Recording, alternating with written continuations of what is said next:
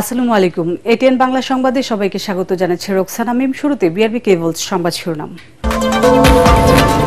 বহুল প্রতীক্ষিত চাকসুর ভোট গ্রহণ আজ সুষ্ঠু ও শান্তিপূর্ণ নির্বাচন আয়োজনে সব ধরনের প্রস্তুতি শেষ করেছে প্রশাসন। ক্যাম্পাস জুড়ে কঠোর নিরাপত্তা ব্যবস্থা।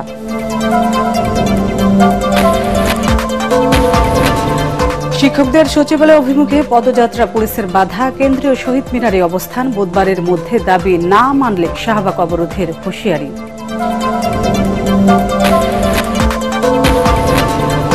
জাতীয় নির্বাচন ও গণভোট একই দিন করার পক্ষে বিএনপি। ঠাকুরগাঁও মির্জা ফখরুল। বিশৃঙ্খলা সৃষ্টির মাস্টার প্ল্যান করছে কয়েকটি দল, মন্তব্য রিজভির। এবং শেখ হাসিনাকে দেশে ফেরাতে ইন্টারপোল ও কূটনৈতিক চ্যানেলে চেষ্টা চালাচ্ছে দুদক। দুর্নীতিগ্রস্ত ব্যক্তিদের নির্বাচনে মনোনয়ন না দেওয়ার আহ্বান। শুনছিলেন বিআরবি কেবলস সংবাদ শিরোনাম, এবার বিস্তারিত।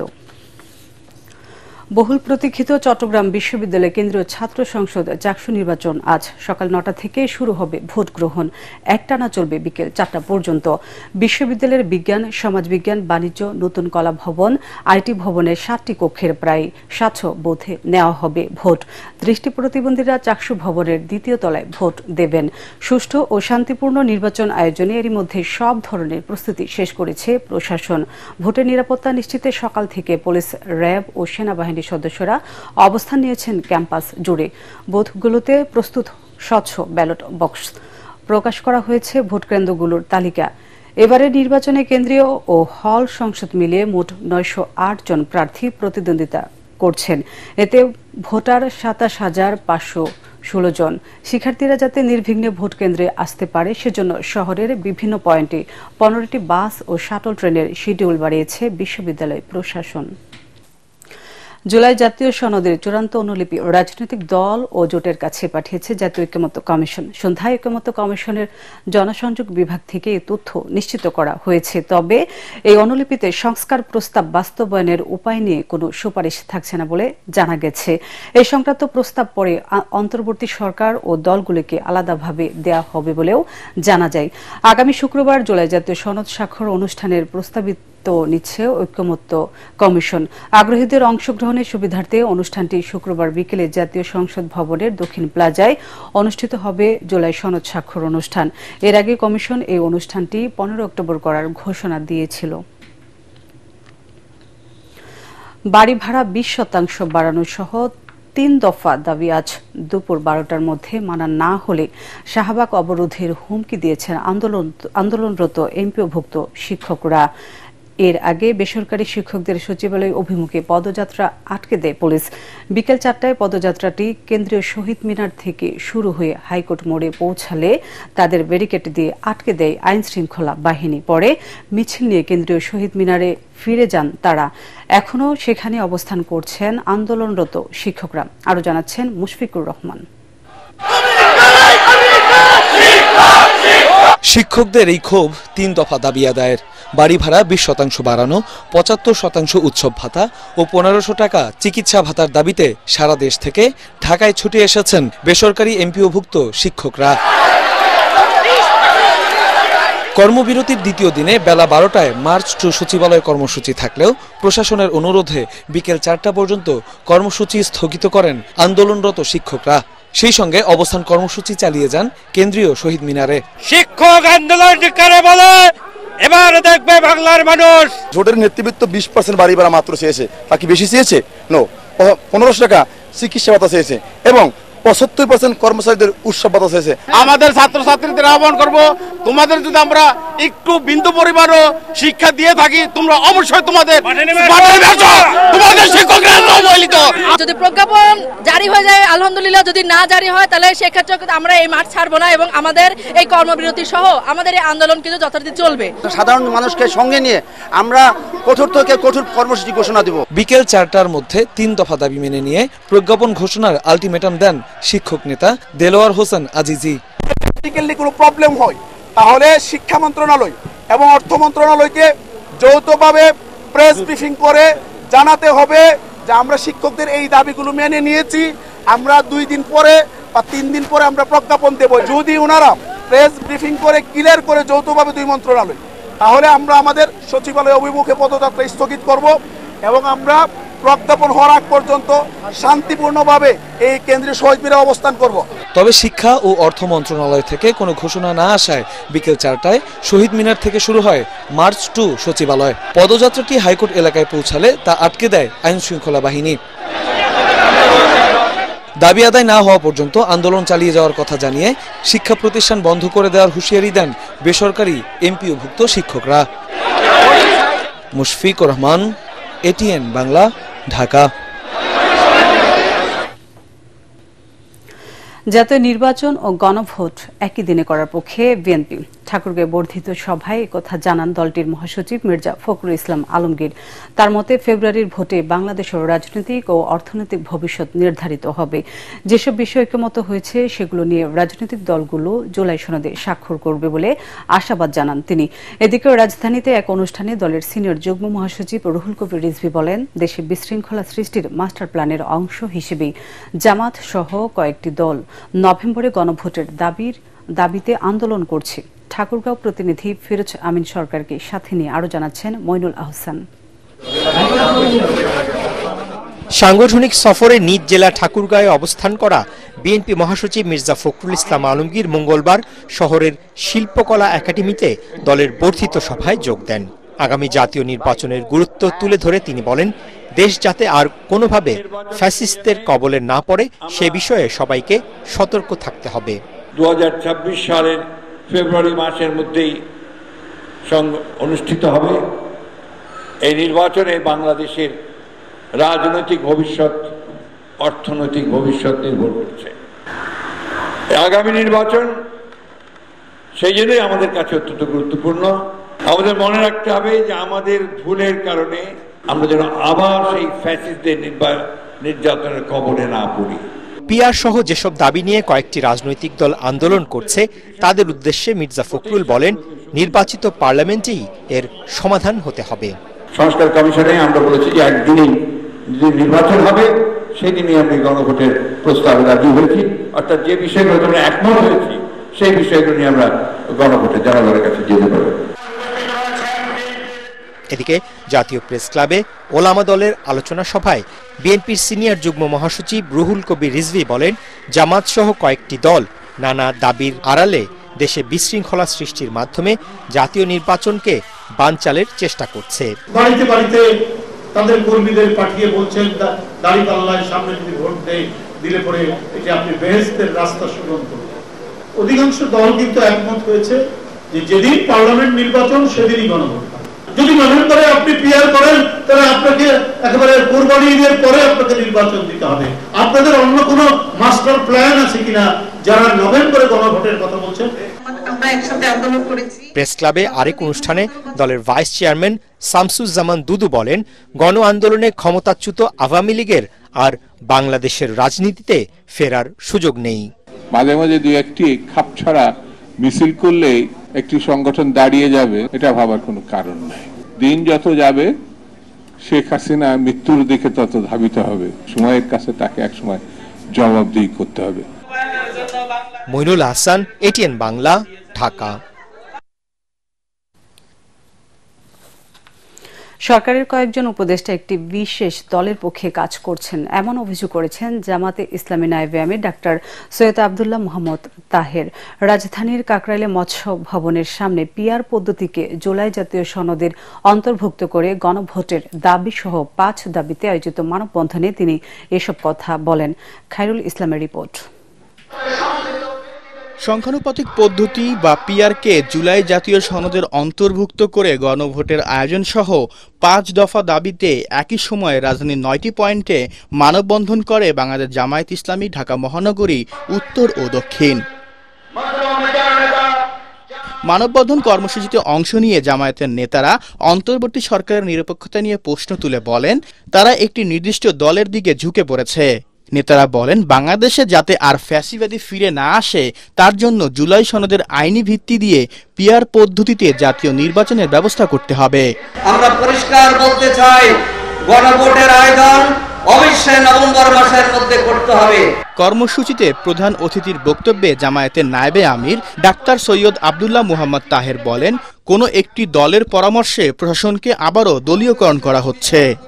কোনো দল গোষ্ঠী একটি দলীয় অর্জনে রূপান্তরিত করে জুলাইয়ের চেতনাকে পিছে ঠেলে দিয়ে আবার সেই দলীয় স্বার্থ হাসিলের জন্য যেনতেনভাবে একটি নির্বাচন করার পায়তারা করছে। ডাক্তার তাহের বলেন, যারা জুলাই আন্দোলনকে প্রশ্নবিদ্ধ করে শহীদের প্রতি বিশ্বাসঘাতকতা করছে তাদের পরিণতি ফ্যাসিস্ট শেখ হাসিনার চেয়েও খারাপ হবে। সরকারের 4-5 উপদেষ্টা একটি বিশেষ দলের পক্ষে দলীয় সরকারে পরিণত করার চেষ্টা করছে। যারা 15 বছরের বেইমানির জন্য দেশ থেকে বিতাড়িত হয়েছেন, আপনাদের পরিণতি তার চেয়েও খারাপ হবে। এদিকে 5 দফা দাবিতে মতিঝিলে মানববন্ধন করে ইসলামী আন্দোলনের নেতারা। দাবি আদায় না হলে কঠোর কর্মসূচি দেওয়ার ঘোষণাও দেয় দলটির শীর্ষ নেতারা। আমরা আমাদের যৌক্তিক দাবি বাস্তবায়ন হতে দেখব না, ততক্ষণ পর্যন্ত আমাদের আন্দোলন চলবে। এ সময় জাতীয় পার্টি সহ ফ্যাসিবাদদের সহযোগী 14 দলকে নিষিদ্ধ করার দাবিও জানায় ইসলামী আন্দোলন বাংলাদেশ। খায়রুল ইসলাম, এটিএন বাংলা, ঢাকা। এনসিপিকে শাপলা প্রতীক দেওয়ার কোনো সুযোগ নেই বলে আবারও জানিয়েছে নির্বাচন কমিশন। 19 অক্টোবরের মধ্যে এনসিপি শাপলার বিকল্প প্রতীক না নিলে ইসি নিজ উদ্যোগে অন্য প্রতীক দিয়ে দলটির নিবন্ধন দেবে বলে জানিয়েছে নির্বাচন কমিশন সচিব আখতার আহমেদ। তবে এনসিপিকে শাপলা প্রতীক দিতে ইসি গড়িমসি করছে বলে অভিযোগ করেছেন দলটির অন্যতম নেতা সার্জিস আলম। আরও জানাচ্ছেন ইয়াসিন রানা। ত্রয়োদশ জাতীয় সংসদ নির্বাচনকে সামনে রেখে এনসিপি সহ দুটি দলকে নিবন্ধন দেওয়ার সিদ্ধান্ত নেয় ইসি। তবে এখনও দল দুটিকে কোনো প্রতীক বরাদ্দ দেওয়া হয়নি, আর এ নিয়েই চলছে জটিলতা। 50টি প্রতীক থেকে নিজেদের পছন্দের প্রতীক বেছে নিতে গেল 7 অক্টোবর পর্যন্ত ইসি সময় বেঁধে দিলেও বিধি সংশোধন করে শাপলা বরাদ্দ দিতে ফের দাবি জানায় এনসিপি। তবে তালিকায় না থাকায় নতুন দলটিকে এই প্রতীক না দিতে অনড় নির্বাচন কমিশন। চাহিত প্রতীক হচ্ছে শাপলা। শাপলার বিষয়ে নির্বাচন কমিশনের অবস্থান একই, যে যেহেতু নির্বাচন পরিচালনা বিধিমালা এটা নাই, অর্থাৎ দেওয়ার সুযোগ নাই। ইসি সচিব আখতার আহমেদ বলেন, নির্ধারিত তালিকা থেকে প্রতীক না নিলে বিকল্প ব্যবস্থা নেবে কমিশন। আমরা একটা চিঠি দিয়েছি ওনাদেরকে যে আগামী 19 তারিখের ভিতরে ওনারা বিকল্প ওনাদের চাহিত প্রতীক জানাবেন। যদি এটা 19 তারিখের ভিতরে না জানান তাহলে স্বীয় বিবেচনায় নির্বাচন কমিশন এ বিষয়ে প্রতীক সিদ্ধান্ত নেবে। তবে এনসিপির উত্তরাঞ্চলের মুখ্য সংগঠক সার্জিস আলমের দাবি, শাপলা প্রতীক বরাদ্দ দিতে আইনি কোনো বাধা নেই। এ নিয়ে গড়িমসি করছে কমিশন। শাপলা প্রতীক পেতে এনসিপির কোনো আইনগত বাধা দেখিনি। আমরা মনে করি যে নির্বাচন কমিশন অভ্যুত্থান পরবর্তী বাংলাদেশে তাদের জায়গা থেকে এই স্বেচ্ছাচারিতা আচরণটা করবে না। আগামীতে সরকার গঠনে এনসিপি নির্ণায়কের ভূমিকা রাখবে বলেও নেত্রকোনায় সমন্বয় সভায় এসব কথা বলেন জুলাই অভ্যুত্থানের অন্যতম এই সমন্বয়ক। আগামীতে কারা সরকার গঠন করবে, এনসিপি সেই ক্ষেত্রে নির্ণায়কের ভূমিকায় থাকবে। ইয়াসিন রানা, এটিএন বাংলা, ঢাকা। সাবেক প্রধানমন্ত্রী শেখ হাসিনাকে ফিরিয়ে আনতে ইন্টারপোল ও কূটনৈতিক চ্যানেলে চেষ্টা চলছে বলে জানালেন দুর্নীতি দমন কমিশনের চেয়ারম্যান ডক্টর আব্দুল মোমেন। ভারত সহযোগিতা করলে কাজটা সহজ হবে বলেও মনে করেন তিনি। কমিশন কার্যালয়ে রিপোর্টার্স এগেইনস্ট করাপশন র্যাকের কর্মশালায় দুদক চেয়ারম্যান আরও বলেন, আগামী নির্বাচনে দুর্নীতিগ্রস্তদের মনোনয়ন দেয়া বন্ধ করতে হবে। নমিনেশন বেচাকেনা না করতে রাজনৈতিক দলগুলোর প্রতি আহ্বানও জানান তিনি। রিপোর্ট মাহবুব কবির চপলের।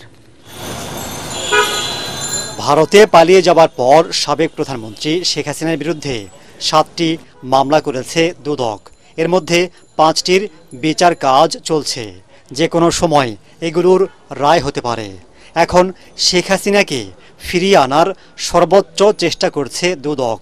নেওয়া হচ্ছে ইন্টারপোল ও কূটনৈতিক চ্যানেলের সহযোগিতা। আমরা শেখ হাসিনার ব্যাপারে আমাদের যেসব প্রক্রিয়া তার মধ্যে কি বলে ইন্টারপোলের লাল নোটিশ থেকে শুরু করে প্রায় সবগুলি কাজই হয়েছে।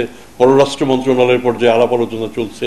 সেখান থেকে যদি সাকসেসফুল হয় এবং আমাদের প্রতিবেশী রাষ্ট্র যদি মানে বাংলাদেশের প্রতি ন্যায় বিচার করে তাহলে সঙ্গত কারণেই তাকে ফেরত দেবেন। আর যদি ফেরত না দেয় তাহলে ডিপ্লোম্যাটিক সেক্টরে আলাপ আলোচনা চলতে থাকবে এবং একটা সুরাহা নিশ্চয়ই একসময় হবে। আওয়ামী লীগ সরকারের পতনের পর শতাধিক মন্ত্রী এমপির বিরুদ্ধে মামলা করেছে দুদক। বিগত সরকারের সময় একই কায়দায় বিএনপির নেতাকর্মী ও ডক্টর ইউনূসের বিরুদ্ধেও মামলা করে কমিশন, কিন্তু ক্ষমতার পালাবদলে সেই মামলাগুলো বাতিল হয়েছে, যার বিরুদ্ধে আপিল করেনি দুদক। ভবিষ্যতে আওয়ামী লীগের ক্ষেত্রেও এমনটাই ঘটবে কিনা, এমন প্রশ্নের জবাব দেন দুদক চেয়ারম্যান। আমি মোটেও চাপে নাই, আমরা এই সময়টায় কাজ ভালোই করছি, কিন্তু আমরা তো বিভিন্ন রাজনৈতিক সরকারের মধ্য দিয়ে এসেছি। আমাদের যে অভিজ্ঞতা, আমি অভিজ্ঞতার আলোকে বলেছি যে এই যে আপনি উত্থান পতনের কথা বলেন, এটা যাতে না হয়, আমরা যাতে সেটা না করি, সেই দাবিটা, সেই আন্দোলনটা, সেই চাপটা আসবে আপনাদের কাছ থেকেই। তিনি বলেন, দেশের দুর্নীতি কমাতে হলে রাজনীতিবিদদের সৎ হতে হবে। সেক্ষেত্রে আগামী নির্বাচনে দুর্নীতিগ্রস্তদের মনোনয়ন না দিতে রাজনৈতিক দলগুলোর প্রতি আহ্বান জানান কমিশন চেয়ারম্যান। অনুগ্রহ করে দুর্নীতিগ্রস্ত ব্যক্তিকে নির্বাচনে মনোনয়ন দেবেন না। নমিনেশন বেচা কেনার কথা শুনি, এটা যেন না হয়। শেষ পর্যন্ত দেশটার দায় দায়িত্ব নেবেন রাজনীতিবিদরা, এটার মাঝামাঝি কোনো বিকল্প নাই। সুতরাং যদি এই ক্ষেত্রে সততা প্রতিষ্ঠিত করা সম্ভব হয়, এটার যে ট্রিকল ডাউন এফেক্ট, এটা বাকি অন্যান্যদেরও সৎ করতে বাধ্য। বিসিবিতে যাদের বিরুদ্ধে দুর্নীতির অভিযোগ আছে তাদের বিষয়ে খতিয়ে দেখা হচ্ছে বলেও জানান তিনি। একটা বিষয় অনুসন্ধানাধীন আছে এটা। মাহবুব কবির, চপল, এটিএন বাংলা, ঢাকা। অনেক ধন্যবাদ। আমার মনে আজ থেকে এটিএন বাংলায় শুরু হচ্ছে তুরস্কের ঐতিহাসিক ধারাবাহিক মেহমেদ। বাংলায় ডাবিংকৃত তুরস্কের জনপ্রিয় ঐতিহাসিক ধারাবাহিক মেহমেদ প্রচারিত হবে দেশের প্রথম বেসরকারি স্যাটেলাইট চ্যানেল এটিএন বাংলায়।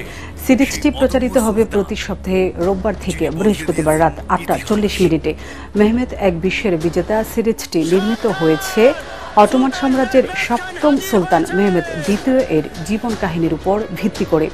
ইতিহাসে তিনি পরিচিত কনস্টান্টিনোপলের বিজেতা হিসেবে। মেহমেদ সিরিজে শুধু যুদ্ধ নয়, তুলে ধরা হয়েছে এক তরুণ সুলতানের দূরদর্শিতা, পারিবারিক সম্পর্ক, সৈন্যদের প্রতি বিশ্বাস ও স্বপ্ন পূরণের অধম মানসিকতা নিয়ে। বিশাল বাজেট, ঐতিহাসিক সেট, আধুনিক সামরিক দৃশ্য ও আবেগঘন কাহিনীর সমন্বয়ে এই ধারাবাহিকটি ইতিমধ্যে তুরস্কে ব্যাপক জনপ্রিয়তা পেয়েছে। ভোজ্য তেলের দাম বাড়লেও তা জানেন না খোদ বাণিজ্য উপদেষ্টা। রাজধানীতে এক অনুষ্ঠান শেষে তিনি বলেন, সরকার ভোজ্য তেলের দাম বাড়ায়নি। জানান, মন্ত্রণালয়ের অনুমোদন ছাড়া দাম বাড়ানোর এখতিয়ার নেই ব্যবসায়ীদের। বাজারে তেলের দাম বেশি নিলে কঠোর ব্যবস্থা নেওয়ার হুঁশিয়ারিও দেন উপদেষ্টা শেখ বশিরউদ্দিন। আরও জানাচ্ছেন ইমদাদুল্লাহ বাবু। বোতলজাত সয়াবিন তেলে লিটার প্রতি ৬ টাকা এবং খোলা তেলে ৮ টাকা বাড়িয়ে সোমবার বিজ্ঞপ্তি প্রকাশ করে Bangladesh vegetable oil refiners and vanaspati manufacturers association. মঙ্গলবার থেকে নতুন এই মূল্য কার্যকর করা হবে বলে বিজ্ঞপ্তিতে উল্লেখ করা হয়। আন্তর্জাতিক বাজারে মূল্য বৃদ্ধিকে দাম বাড়ার কারণ হিসেবে দায়ী করেন তেল ব্যবসায়ীরা। বাণিজ্য মন্ত্রণালয়ের সাথে আলোচনা সাপেক্ষে নতুন দাম নির্ধারণের কথাও এতে উল্লেখ করা হয়েছে। রাজধানীতে এক অনুষ্ঠান শেষে বাণিজ্য উপদেষ্টা গণমাধ্যমকে জানিয়েছেন, এখন ভোজ্য তেলের দাম বাড়ার কোনো কারণ নেই। বাণিজ্য মন্ত্রণালয় থেকে তেলের দাম বাড়ানো হয়নি। আমি আইসিএমএবি এবং ইনস্টিটিউট অফ চার্টার্ড অ্যাকাউন্টেন্ট ওনাদেরকে স্বতন্ত্রভাবে এটাকে বিশ্লেষণ করার জন্য দিয়েছি। রিপোর্টটা এখনো আসেনি। এই মধ্য অবস্থায় তেলের দাম বাড়ানোর বা এই বিষয়ে সিদ্ধান্ত গ্রহণের কোনো অবকাশ নেই। তেল কোম্পানির মালিকানাধীন কিছু কিছু মিডিয়া এরকম কিছু নিউজ তৈরি করছে বলে আমার দৃষ্টিগোচর হয়েছে। আমি তাদেরকে স্বনির্বন্ধ অনুরোধ করব এই ধরনের সংবেদনশীলতা তৈরি না করার জন্য। তেলের দাম সমন্বয় করা নিয়ে মন্ত্রণালয়ে পর্যালোচনা চলছে জানিয়ে বাণিজ্য উপদেষ্টা বলেন, এর আগে ব্যবসায়ীদের দাম বাড়ানো বেআইনি। তেলের দাম বৃদ্ধি হবে কি হবে না এটার পুরো বিশ্লেষণ বাণিজ্য মন্ত্রণালয় করে বাস্তবমুখী সিদ্ধান্ত নেবে। ম্যানুফ্যাকচারার অ্যাসোসিয়েশনে প্রেস রিলিজ দেওয়ার কোনো বৈধতা নেই। আমি তো এটা অনুমোদন দিইনি। আমি যে জিনিসের অনুমোদন দিইনি সেই জিনিস প্রেস রিলিজ আকারে যাবে কেন? এখন যদি সামগ্রিকভাবে জনগণ এটা এই অস্থিতিশীল অবস্থায় চলে যায়, তখন সরকার তার সক্ষমতার সকল কিছু প্রয়োগ করবে। এদিকে বসুন্ধরা আন্তর্জাতিক কনভেনশন সিটিতে ৫ দিনব্যাপী ২০তম জাতীয় ফার্নিচার মেলা উদ্বোধন করেন শেখ বশিরউদ্দিন। এ সময় রপ্তানি বাড়াতে নান্দনিকতায় সেরা এবং ব্যবহার উপযোগী ফার্নিচার তৈরিতে সংশ্লিষ্টদের তাগিদ দেন বাণিজ্য উপদেষ্টা। ইমদাদুল্লাহ বাবু, ATN বাংলা, ঢাকা। এবার খেলার খবর।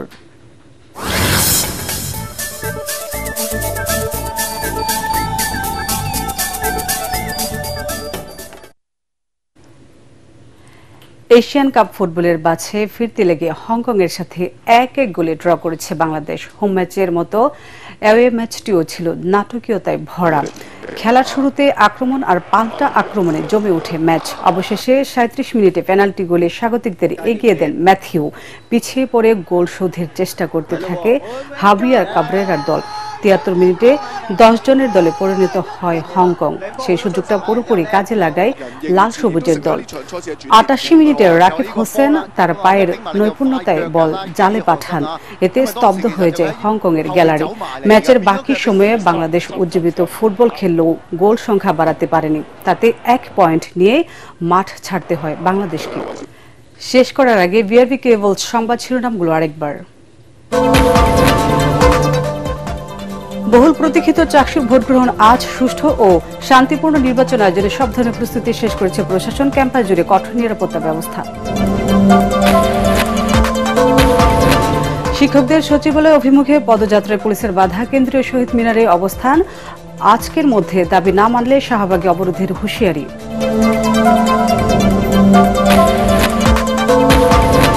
জাতীয় নির্বাচন ও গণভোট একই দিন করায় পক্ষে বিএনপি ঠাকুরগাঁয়ের মির্জা ফখরুল। বিশৃঙ্খলা সৃষ্টির মাস্টার প্ল্যান করছে কয়েকটি দল, মন্তব্য রিজভির। এবং শেখ হাসিনাকে দেশে ফেরাতে ইন্টারপোল ও কূটনৈতিক চ্যানেলে চেষ্টা চালাচ্ছে দুদক। দুর্নীতিগ্রস্ত ব্যক্তিদের নির্বাচনের মনোনয়ন না দেওয়ার আহ্বান।